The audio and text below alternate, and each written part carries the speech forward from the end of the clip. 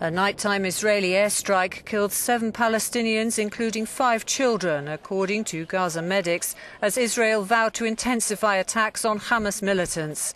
It raises the unconfirmed death toll to at least 60, many of them civilians, since Israel began its offensive aimed at halting Hamas rocket fire into southern Israel.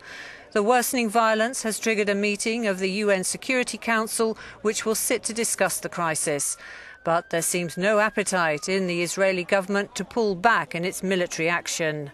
Today we expanded our operations against Hamas and the other terrorist groups in Gaza. We'll continue to protect our civilians against Hamas attacks on them. Now, Hamas, by contrast, is deliberately putting Palestinian civilians into harm's way.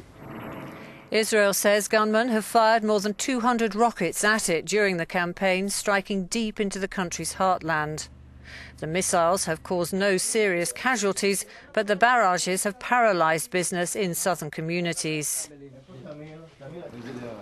Hamas political leader Khaled Mashal has also expressed no intention of halting any rocket fire. Instead, he said the Palestinians had had enough of living under Israeli occupation and the violence will only stop if Israel ceases its assaults on Gaza. Meanwhile, in Tel Aviv, there have been questions asked about the government's strategy and a time frame for the offensive.